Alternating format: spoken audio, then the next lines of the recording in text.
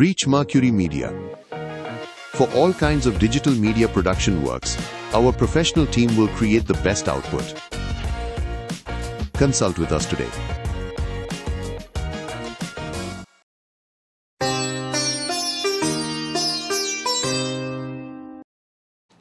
ஓம் சரணாகத தீனார்த்த பரித்ராணபராயணே சர்வஸ்யார்த்திகரே தேவி நாராயணி நமோஸ்துதே.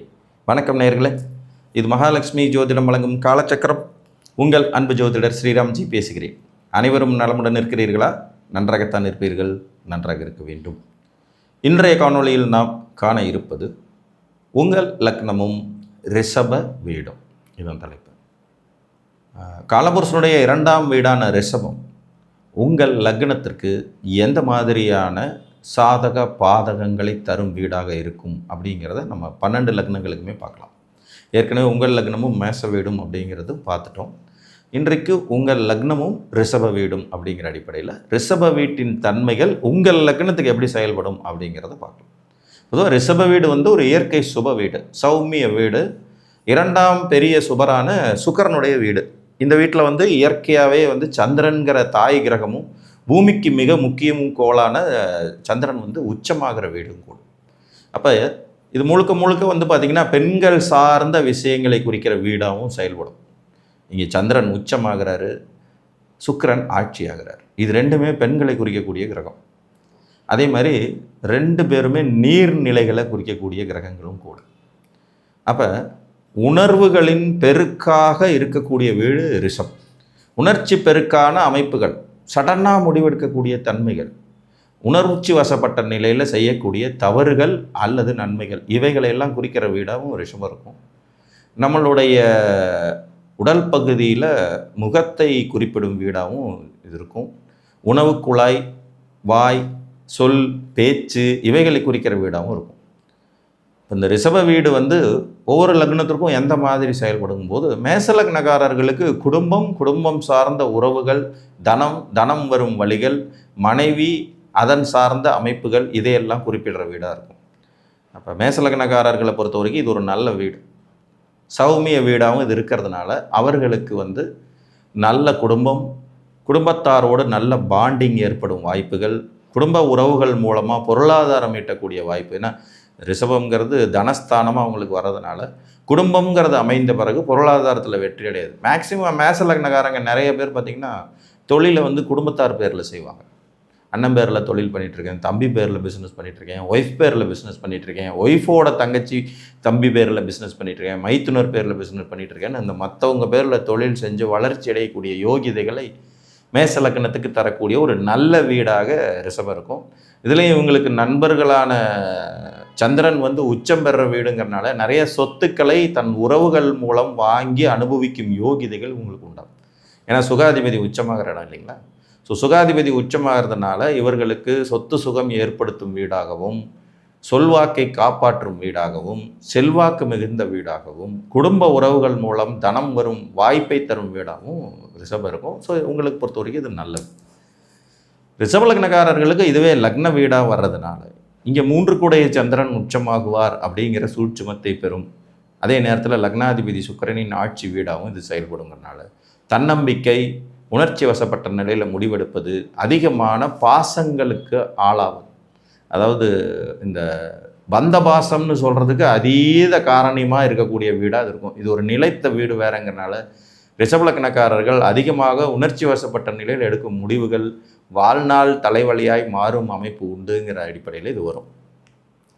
தன்னை விட தனது சகோதர வர்க்கத்திற்கு, நண்பர்களுக்கு, இளைய சகோதரர்களுக்கு, சகோதரிகளுக்கு, தாயாருக்கு அதிகமான பாசமழை பொழிந்து உணர்ச்சி வசப்பட்டு அதன் மூலம் நிறைய சிக்கல்களை சந்திக்கும் ஒரு வீடாக ரிஷபம் இவங்களுக்கு திகழும்.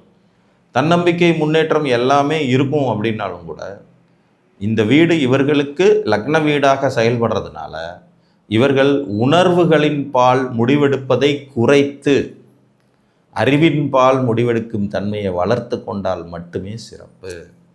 ஏன்னா இந்த வீட்டுக்கு அதிபதியான சுக்கிரனே 6ஆம் வீட்டுக்கும் அதிபதி ஆகிறதுனால பெண்கள்னால அதிகமாக தொல்லைகளை அனுபவிக்கிற வீடாக ரிஷபம் உங்களுக்கு செயல்படும். அது கூட பிறந்த பெண்ணாக இருக்கலாம், வாழ்க்கை துணைங்கிற பெண்ணாக இருக்கலாம், உங்களுக்கு பிறந்த பெண் குழந்தைகளாக இருக்கலாம், அக்கா தங்கச்சிகளாக இருக்கலாம், ப்ளஸ் கொலீக்ஸாக இருக்கலாம். ஒன்றுவிட்ட உறவு முறை. இந்த மாமியாரோட ஒத்து போகாத தன்மை ரிஷப லக்னத்துக்கு அதிகமாக உண்டாகும். ஆணாக இருந்தாலும் பெண்ணாக இருந்தாலும் அவங்களுக்கு அந்த அமைப்பு இருக்கும். அதாவது வாழ்க்கை துணையின் சகோதரிகள்ங்கிற அடிப்படையிலையும் பிரச்சனைகளை சந்திக்கும் வாய்ப்பு இருக்குங்கிறது ரிஷபத்திற்கு ரிஷபம் தரும் விதிகள் அப்படின்னு எடுத்துக்கலாம். மிதுன லக்னக்காரர்களை பொறுத்த வரைக்கும் ரிஷப வீடு ஒரு விரய வீடு, ஆனால் சுப விரய வீடு, சுப வீடு, நண்பருடைய வீடு, ஆனால் 12ஆம் இடத்து வீடு, தனாதிபதி உச்சமாகிற வீடுங்கிறதுனால இவர்களுக்கு ஏற்படக்கூடிய செலவீனங்களை குறிக்கும் வீடாக ரிஷபம் இருக்கும். இது ஒரு நிலைத்த வீடுங்கிறதுனால இவங்களுக்கு நிலைத்த செலவுகள் இருந்துக்கிட்டே இருக்கும். இந்த லோன் வாங்கிட்டு வருஷ கணக்கில் இஎம்ஐ கட்டுறது அப்படிங்கிறது மிதுன லக்னத்தின் ஒரு தனிச்சிறப்பு. வீடு கட்டி லோன், கார் வாங்கி லோன், தாயாருக்காக லோன், கல்விக்கடன் லோன், தொழில் கடன் லோன்னு இந்த லோன்கிற அந்த அமைப்பை குறிப்பிடுற வீடாக ரிஷபம் இருக்கும். விரயம், சுப விரயம், நல்ல விரயங்களை தரும் தகுதி உடைய வீடாகவும் இது இருக்கும். வெளிநாட்டில் வசிப்பதற்கான வாய்ப்புகளை உருவாக்கும் வீடாகவும் இருக்கும். முதலீடுகளை குறிப்பிடும் வீடுகளாகவும் இருக்கும். உங்களுடைய செலவுகள் எப்படிப்பட்ட சுப செலவுகளாக தீர்மானிக்கப்படுகிறது என்பதை உணர்த்தும் வீடாக ரிஷபம் மிதுன லக்னக்காரங்களுக்கு இருக்கும்.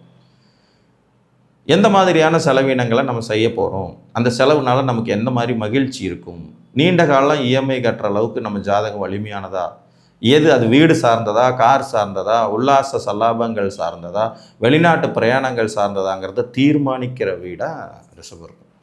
விரய வீடு நிலைத்த வீடாக அவங்களுக்கு வர்றதுனால நீங்கள் விரயம் பண்ணுவதில் கவனமாக இருக்க வேண்டியது அவசியம். ஏன்னா இந்த நிலைத்த வீடுகள் வந்துருச்சுனாலே நாம் கொஞ்சம் அதீதமாக செலவாளிகளாக இருந்துறதுக்கு வாய்ப்பு உண்டு. இந்த உபய லக்னக்காரங்க எல்லாருக்குமே பாருங்கள் விரய வீடு நிலைச்ச வீடாக இருக்கும். விரயத்தை நிலைத்து செய்து கொண்டே இருப்பவர்கள் உபய லக்னக்காரர்கள். கன்னிக்கு சிம்மம் விரய வீடாக வரும், தனுசுக்கு விருச்சிகம் விரய வீடாக வரும், மீனத்திற்கு கும்பம் விரய வீடாக. அப்போ இந்த நிலைத்த வீடுகள் விரய வீடுகளாக வரும் தகுதி உங்களுக்கு உண்டு. இதுவே சரலக்னங்களுக்கு பாருங்கள் நிலைத்த வீடுகள் தன வீடாக வரும். நீடித்து நிலைத்து தனம் சம்பாதிக்கிற யோகியதை கொண்டவங்களா சரலக்னக்காரர்களும், நீடித்து நிலைத்து விரயம் சம்பாதிக்கக்கூடிய யோகியதை உடையவர்களா உபய லக்னக்காரங்களும் இருக்கிறதுக்கான சூட்சமும் இதுக்குள்ளே தான் ஒழிஞ்சிட்டு. ஸோ உங்களுக்கான விரயங்களை தீர்மானிக்கும் வீடாக ரிஷபம் இருக்கும். கடகலக்னக்காரங்களுக்கு இது லாப பாதக வீடு. லாப வீடும் இதுதான், பாதக வீடு இதுதான். இதில் இன்னொரு சூட்சமும் உங்கள் லக்னாதிபதி உச்சமாகிற வீடும் தான். அப்போ பாதகமான வழியாக இருந்தாலும் எனக்கு லாபம் வேண்டும் என்கின்ற எண்ணத்தை தரும் வீடாக ரிஷபம் இருக்கும். இவங்களுக்கு விவசாய தொழில்களால் ஆதாயம், பெண்கள்னால் ஆதாயம், மூத்த சகோதரிகளால் ஆதாயம், மாமியார்களால் ஆதாயம், திருமணத்துக்கு பிறகு சொத்து சேரும் யோகிதைகள்ங்கிற ஆதாயத்தை பூரா கொடுக்குற வீடாக ரிஷப வீடு இருக்கும். இது ஒரு நிலைத்த வீடாக இவங்களுக்கு வர்றது ஒரு பெரிய ப்ளஸ் பாயிண்ட். அதில் சரலக்னங்களுடைய அந்த சூட்சமம் பார்த்திங்கன்னா தன வீடு நிலைத்த வீடாக இருக்கும், லாப வீடு நிலைத்த வீடாக இருக்கும். இப்போ மேசலக்னம்னு எடுத்துக்கிட்டோம்னா 2ஆம் வீடான தன வீடும் நிலைத்த வீடு, 11ஆம் வீடான லாப வீடும் நிலைத்த வீடு. அப்போ நிலையான வருமானமும் நிலையான தனமும் நிலையான வளர்ச்சியும் நிலையான முன்னேற்றமும் தான் இவங்களுடைய குறிக்கோள்களாகவே இருக்கும். மகாதன யோகத்தை வெகு எளிதாக பெற்று அதை தொடர்ந்து தக்க வைத்து தொடர்ந்து வாழ்க்கையில் முன்னுக்கு வர சூட்சுமங்கள் இந்த லக்னங்களுக்கு உண்டு. அதில் கடக லக்னம் ரொம்ப ஸ்பெஷல். சந்திரனுடைய வீடுங்கிறதுனாலையும் சந்திரன் உச்சமாகிற வீடுங்கிறதுனாலையும் ரிஷபத்தின் தன்மை கொண்டே உங்கள் லாப மேன்மைகளை நீங்கள் தீர்மானிக்கணும். ஆனால் அதே நேரத்தில் இந்த இடம் கொஞ்சம் பாதகஸ்தானம்ங்கிறதையும் மறந்துடக்கூடாது. பெண்களால் வளர்ச்சியும் இருக்கும், முன்னேற்றமும் இருக்கும், வெற்றியும் இருக்கும், பூமியினால் லாபம் இருக்கும், வளர்ச்சி இருக்கும், அதிகார பதவிகள் இருக்கும், குடும்பத்தாருடைய ஒத்துழைப்பு இருக்கும், அதனால் வளர்ச்சி இருக்கும், முன்னேற்றம் இருக்கும். ஆனால் அதே நேரத்தில் அவர்களால் பாதகமும் நிகழ வாய்ப்பு உண்டுங்கிறதையும் நீங்கள் மறந்துடக்கூடாது. இப்போ மிதுன லக்னக்காரங்க செலவழிக்கிறாங்கன்னா குடும்பத்துக்காகவே செலவழிப்பாங்க. குடும்பத்தார சந்தோஷமாக இவங்க இந்த ஸ்பார்க்லிங் மகிழ்ச்சி, இந்த நிமிஷம் எது செஞ்சால் சந்தோஷமாக இருக்குமோ அதை செஞ்சுட்டு உட்காந்துருக்கோம். ஒரு வயசு குழந்தைக்கு பர்த்டே பார்ட்டி கொண்டாடுறேன்னு சொல்லி 4 லட்ச ரூபா இஎம்ஐ லோன் போட்டு கடன் வாங்கி பர்த்டே பார்ட்டி கொண்டாடுறதெல்லாம் மிதுன லக்னக்காரங்களுக்கே கைவந்த கலை. புரியுதா உங்களுக்கு? குடும்பங்கிற அமைப்பு இவங்களுக்கு விரயமாக வருது. அப்போ குடும்பத்துக்காக விரயம் செய்யும் தகுதி கொண்டவராகிறாங்க. அதுவே கடகலக்கணத்துக்காரங்களை பாருங்கள், குடும்பங்கிற அமைப்பு இவங்களுக்கு லாபமாக வருது.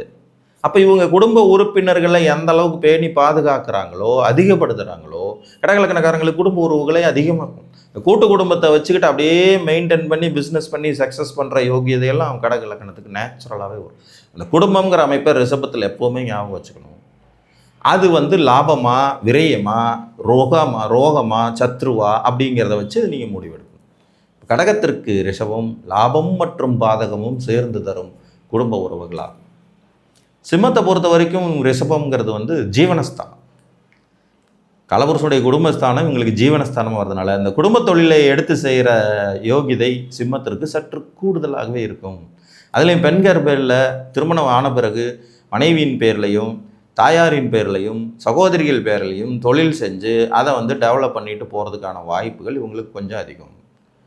இதில் இவர்களுக்கு அது ஜீவனஸ்தானமாகவும் காலபுருஷனுடைய தனஸ்தானம் வர்றதுனால முதல் போட்டு தொழில் செய்யும் யோகிதைகளும் அந்த தொழிலை மற்றவர்களை நம்பி ஒப்படைக்கும் தன்மையும் குடும்ப உறவுகள் மூலமாக அதிலே வளர்ச்சி அடையும் வாய்ப்புகளும் முன்னேற்றமும் கிடைக்கும். நேச்சுரலாகவே கடகலக்கணக்காரங்களுக்கான சந்திரன் ரிஷபத்தில் உச்சமாவார், சிம்ம லக்னத்துக்காரர்களுக்கான சூரியன் இங்கே திக்பலமாவார். ஸோ இந்த 2 லக்னத்துக்கும் ரிஷபம் பெரிய நெகட்டிவை தராமல் வளர்ச்சி முன்னேற்றத்தை தரக்கூடிய ஒரு வீடாக போகுங்கிறது ஒரு அசாத்தியமான உண்மை. ஸோ இது ஒரு வலிமையான அமைப்பு. தொழில் முறையில் பெண்களுக்கு உபயோகப்படுற தொழில்களை எடுத்து செய்கிற சிம்ம லக்னக்காரங்க வெற்றிகரமான மனிதர்களாக இருக்காங்க. கலைத்துறை சாதனையாளர்கள், சுக்கரனுக்கே உண்டான ஹோட்டல் பிஸ்னஸ்ஸு, ரெஸ்டாரண்ட் பிஸ்னஸ்ஸு, தங்கும் விடுதிகள் நடத்துறது, இந்த பிஜின்னு சொல்லுவாங்க இல்லையா, அந்த மாதிரியான தங்கும் விடுதிகள் நடத்துறது, கடை கட்டி வாடகை கொடுறது, காம்ப்ளெக்ஸ் கட்டி வாடகை கொடுறது, லக்ஸேரியஸை மக்களுக்கு பழக்கப்படுத்தி அதன் மூலம் பொருள் ஈட்டக்கூடிய யோகியதைகள், ஷோரூம்ஸ், வாகன ஷோரூம்கள் எடுத்து ஏஜென்சி நடத்துறது, இதெல்லாமே இவங்களுக்கு ஒரு சக்ஸஸ்ஃபுல் தொழிலை தரும் வீடாக ரிஷபம். குடும்பம் மற்றும் தொழில், குடும்ப தொழில் அப்படிங்கிற அந்த அமைப்புக்குள்ளே இது வரும். கன்னியை பொறுத்த வரைக்கும் இது பாக்கியஸ்தானம், 9ஆம் வீடு, பாக்கியங்களை வழங்கும் வீடாக ரிஷபம் இருக்கும். இவங்களுக்கு குடும்பத்தார்கிட்ட பொறுப்புகளை ஒப்படைச்சிட்டாங்கன்னா இவங்களுடைய அதிர்ஷ்டமும் பாக்கியமும் கட்டாயம் வளர்ச்சி அடையும். இன்னொன்று, சுக்கிரனுக்கு புதன் ரொம்ப நெருங்கிய நண்பராகவும் இருக்கிறதுனால குடும்ப பொறுப்புகளை குடும்பத்தாரிடம், அதாவது வாழ்க்கை துணைக்கிட்ட ஒப்படைச்சு அவங்க சொல்கிறபடி கேட்டு நடந்துக்கிற கன்னி லக்னம் தோக்கவே தோக்காது. இது நிதர்சனமான உண்மை.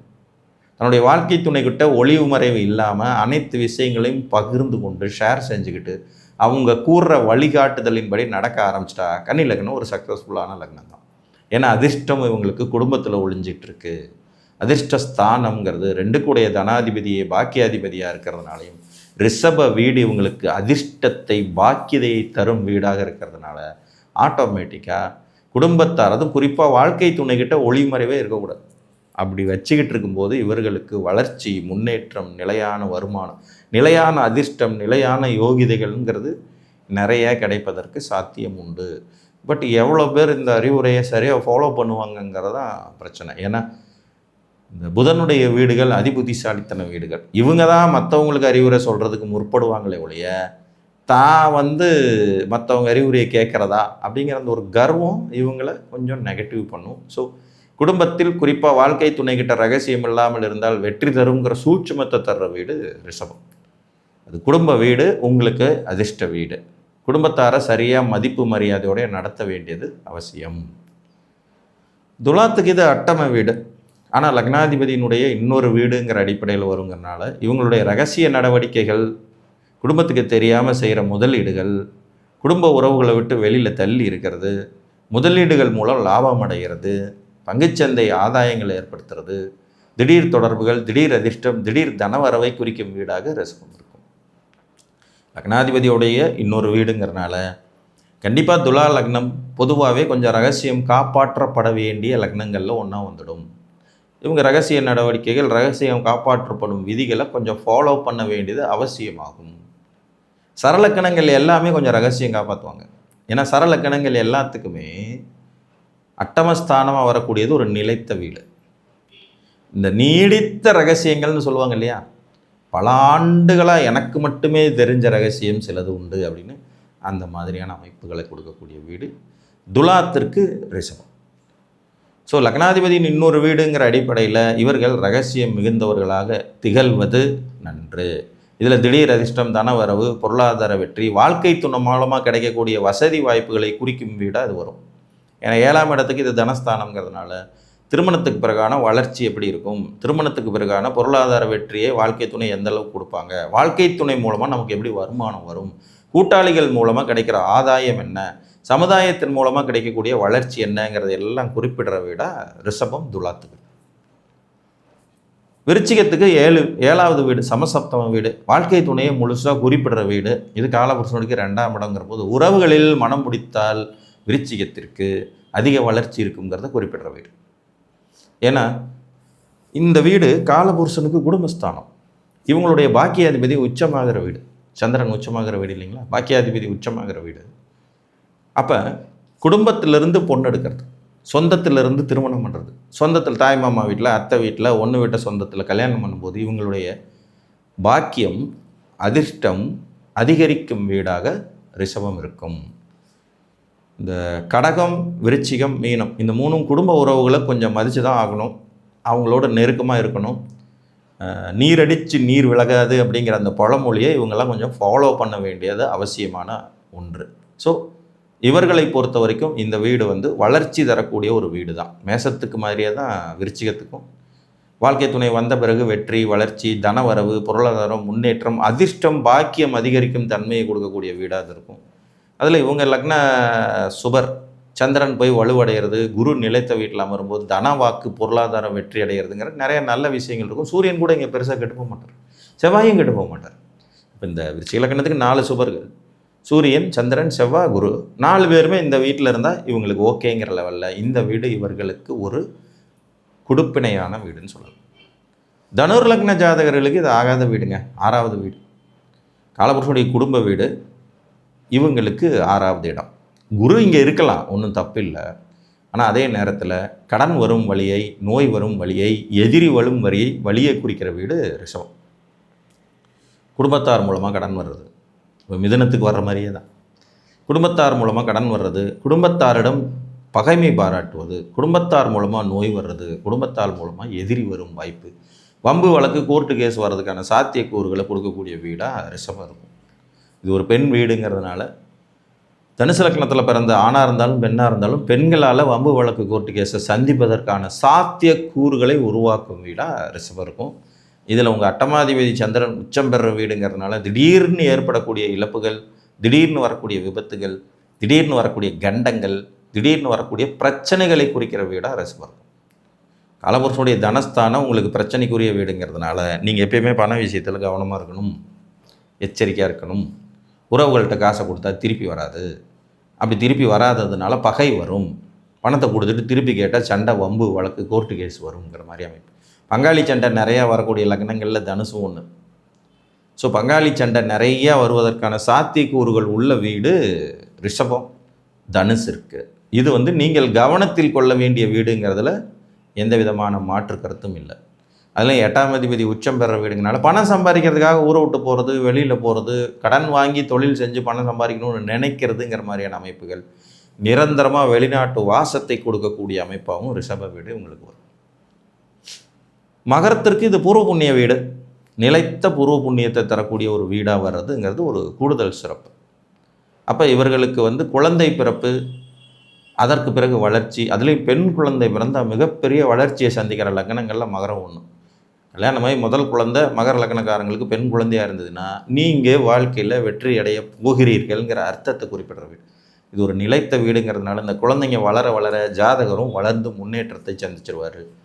இது காலபுருஷனுடைய குடும்பஸ்தானம், உங்களுக்கு குழந்தை ஸ்தானங்கிறதுனால குடும்ப உறவுகள்கிட்ட எல்லாம் குழந்தை மனம் கொண்டு பழகும் தன்மையோடு இருக்கிற அவசியம். திருமணத்துக்கு பிறகு 7ஆம் அதிபதி உச்சம் பெற வீடுங்கனால் திருமணத்துக்கு பிறகு வாழ்க்கை துணையே தாயை போல கவனித்து கொள்ளும் அமைப்பை குறிக்கக்கூடிய வீடாகவும் இது இருக்கும்.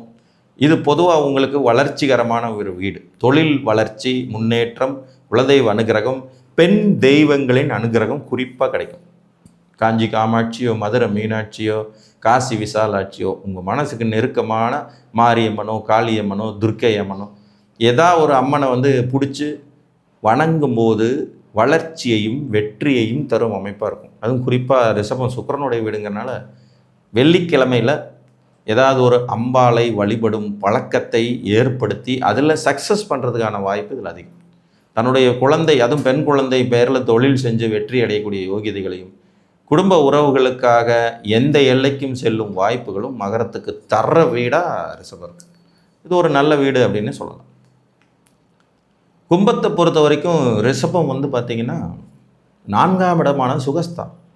இது காலபுருஷனுடைய குடும்பஸ்தானம். குடும்ப உறவுகளின் மூலம் சுகம் அனுபவிக்கும் யோகிதைகள் உங்களுக்கு உண்டுனாலும் கூட இந்த 6ஆம் அதிபதி சந்திரன் வந்து உச்சமாகிறதுனால சுக்கிரன் ஒரு விதத்தில் இவங்களுக்கு பாதகத்தையும் செய்கிறதுனால எந்த அளவுக்கு சந்தோஷம் கொடுக்குற குடும்பம் இருக்கோ அதே அளவுக்கு வேதனையை தரக்கூடிய குடும்பமாகவும் அமையும் தன்மை கும்பத்துக்கு உண்டாகும் ரிஷபத்தின் மூலம்.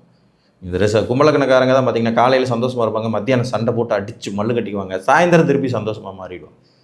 இந்த மாறுபாடான மூட் ஸ்விங் அப்படிங்கிறத தரக்கூடிய வீடாக ரிஷபம் இருக்கும். இது காலபுருஷனுடைய குடும்பஸ்தானம். உங்கள் 6ஆம் அதிபதி உச்சம் பெற இடம். 6ஆம் அதிபதி உச்சம் பெற இடங்கிறதுனால குடும்பத்துக்காக கடன் படுவது, நோய்வாய்ப்படுவது, எதிரிகளை சம்பாதிப்பது, குடும்ப உறவுகள் மூலமாக ஃபைட் பண்ணக்கூடிய சூழ்நிலைகள் ஏற்படுவது, தாயாதி வர்க்க உறவு பகை ஆகிறதுங்கிற மாதிரியான ஒரு நெகட்டிவ் பலனை தரக்கூடிய வீடாகவும் பாசிட்டிவ் பலனை தரக்கூடிய வீடாகவும் ரிஷபம் இருக்கும். நார்மலாக ரிஷபம் உங்களுக்கு நல்ல வீடு. சொத்து, சுகம், வீடு, வாசல், வசதி, உயர்கல்வி, மேன்மை, வாகன சுகங்களை தரக்கூடிய வீடு. இதுக்கு எல்லாத்துக்கும் பின்னாடி கடன்கிற ஒரு மாய வலை ஒழிஞ்சிக்கிட்டே இருக்கும். 6ஆம் அதிபதி உச்சமாக வீடு இல்லையா? வீடு வாங்கினா கடன் ஏற்படும், பக்கத்தில் இருக்கிறவன் எதிரியாகும், உறவுகள் பகையாகும், தாயே விரோதம் பண்ணக்கூடிய வாய்ப்பு உண்டாகுங்கிற அந்த சூட்சுமத்தையும் சேர்த்து தான் ரிஷபம் உங்களுக்கு கொடுக்கும். ஸோ இது ஒரு மாதிரி 50-50 சாய்ஸ் தான். இந்த நல்ல வீடு, அந்த வீட்டில் உச்சமாகிற கிரகம் உங்கள் எதிரிங்கிறதுனால நீங்கள் ஒரு வீடு வாங்கினா ஒரு எதிரி உருவாவான், ஒரு கார் வாங்கினா ஒரு எதிரி உருவாவான், உறவுகள்லேயே நடக்கும். ஒரு இடம் வாங்கினீங்கன்னா ஒரு எதிரி உருவாவான், ஒரு பதவி உயர்வு கிடைச்சா எதிரி உருவாவான், நீங்கள் நல்லா படிச்சிங்கன்னா ஒரு எதிரி உருவாகும், உங்கள் உடல் ஆரோக்கியமாக இருந்துச்சுன்னா அதில் ஒரு எதிரி உருவாவாங்கிற மாதிரி எது கொடுத்தாலும் அதில் பின்னாடியே ஒரு வேதனையும் சேர்த்து தரக்கூடிய வீடாக ரிஷபம் உங்களுக்கு செயல்படும். மீனத்தை பொறுத்த வரைக்கும் இந்த வீடு வந்து 3ஆம் வீடுங்கிற ஒரு உபஜயஸ்தான வீடாக தான் வரும். இது காலபுருஷனுக்கு 2ஆம் இடம், இவங்களுக்கு 3ஆம் வீடு. இங்கே வந்து 5 கொடை சந்திரன் உச்சமாவாருங்கிறது ஒரு ஸ்பெஷல். பொதுவாக காதல் உணர்வுகளுக்கு அதிக முக்கியத்துவம் கொடுக்கக்கூடிய லக்னங்களில் மீனமும் ஒன்று. ஸோ நிறைய காதல், நிறைய தொடர்புகள், அந்த தொடர்புகளால் ஏற்படுற பண இழப்பு, விரயம், அது மனசுக்கு மகிழ்ச்சி தருங்கிற மாதிரியான தற்காலிக சந்தோஷங்களை விரும்பும் வீடாக ரிஷபம் உங்களுக்கு இருக்கும். இந்த வீட்டுக்கு அதிபதி சுக்கிரன் உங்களுக்கு பகை கிரகமும் கூட, அதை மறந்துடக்கூடாதுங்கிறனால எந்த அளவுக்கு தொடர்புகளில் கவனமாக நீங்கள் இருக்கிறீர்கள் என்பதை பொறுத்து மீனத்திற்கு ரிஷபம் செயல்படும் அப்படிங்கிற மாதிரி சொல்லலாம். சுக்கிரனுக்கு 2 ஆதிபத்தியம் இருக்குது. அது ரெண்டுமே உங்களுக்கு நல்ல ஆதிபத்தியங்கள் கிடையாது. 3-8 கூடையவர்கள்ங்கிறனால 5ஆம் அதிபதி உச்சமாகிறாருங்கிற ஒரே ஒரு விஷயந்தான் நல்ல விஷயம். நார்மலாக பொறுப்புகளை கொஞ்சம் தட்டி கழிக்கும் அமைப்பு மீனத்திற்கு உண்டுங்கிறதுனால அந்த குடும்பத்தார்கிட்ட பொறுப்புகளை ஒப்படைச்சிட்டு இவங்க ஜாலியாக இருப்பாங்க. ஸோ இந்த குடும்பத்தார்கிட்ட பொறுப்பை ஒப்படைக்கிற வீடாக மீனம் வந்து ரிஷபத்தை செயல்படுத்தி கொள்ளும். சந்திரன் உச்சமாகிறதுனால சந்தோஷமான வாழ்க்கையே முக்கியங்கிற எண்ணத்தை கொடுக்கும் வீடாக ரிஷபம் இருக்கும். இந்த வீட்டின் அதிபதி சுக்கிரன் உங்கள் லக்னத்திலே வந்து உச்சமாவாருங்கிறனால கூட பிறந்தவங்களுக்காகவும், நண்பர்களுக்காகவும், உறவுகளுக்காகவும், இளைய சகோதரத்துக்காகவும் நிறைய விஷயத்தை விட்டு கொடுத்து போக வேண்டிய சூழ்நிலையையும் மீனத்திற்கு ரிஷபம் வழங்கும். பொதுவாக மீன லக்னத்துக்கு ரிஷப வீடு சொல்லிக்கிற மாதிரியான ஒரு பெரும் யோகிதையை தரக்கூடிய வீடாக இருக்காது. ஒரு மாதிரி கலப்பு பலன்கள் தரக்கூடிய வீடாகத்தான் இருக்கும். ஸோ இதுதான் 12 லக்னங்களுக்கும் ரிஷப வீடு தரக்கூடிய ஒரு அமைப்பு. இப்போ ரிஷப வீடுங்கிறதனுடைய தன்மை ஒன்று இருக்கும். ரிஷப வீட்டில் ஆட்சி பெறுகிறவர் ஒருத்தருங்கிற தன்மை இருக்கும். ரிஷப வீட்டில் உச்சம் பெறும் கிரகம் அப்படிங்கிறதன் அடிப்படையில் ஒரு தன்மை இருக்கும். ஸோ அந்த அடிப்படையில் மீனத்துக்கு பார்த்திங்கன்னா ஆட்சி பெற சுக்கிரன் எதிரினாலும் உச்சம் பெற சந்திரன் நண்பருங்கிறனால கலப்பு பலன்களை தரும் அமைப்பாக இருக்கும். இப்போ மீன லக்னக்காரங்களை கேட்டிங்கன்னா எப்போ சந்தோஷமாக இருப்பீங்கன்னா, நம்ம ஃப்ரெண்ட்ஸுகளோடு சேர்ந்துருக்கும்போது சந்தோஷமாக இருப்பேன். 5 சந்தோஷத்தை தரக்கூடிய சந்திரன் உச்சம் பெறுறது 3ஆம் இடத்துல. அப்போ நண்பர்களோடு, இது பிரயாணங்களை குறிக்கிற வீடு வேறு 3ங்கிறது. அப்போ ட்ராவல் பண்ணால் சந்தோஷமாக இருக்கிறது, நிறைய ஊர் சுற்றினா சந்தோஷமாக இருக்கிறது, உல்லாச சல்லாபங்களில் திளைத்தால் சந்தோஷமாக இருப்பதுங்கிறதையெல்லாம் ஒரு பாடமாகவே வச்சுக்கிட்டு இருக்கிற வீடாக மீனம் இருக்கும். அதற்கு ரிஷபம் இவர்களுக்கு துணை புரியும். ஸோ நீங்கள் எந்த லக்னம் என்பதை பார்த்து ரிஷபம் உங்களுக்கு எப்படி செயல்படும் என்பதை அறிந்து கொள்ளுங்கள் என்று கூறி மீண்டும் ஒரு காணொலியில் உங்களை வந்து சந்திக்கும் வரை உங்களிடமிருந்து அன்புடன் விடைபெற்றுக் கொள்வது உங்கள் அன்பு ஜோதிடர் ஸ்ரீராம்ஜி. நன்றி, வணக்கம்.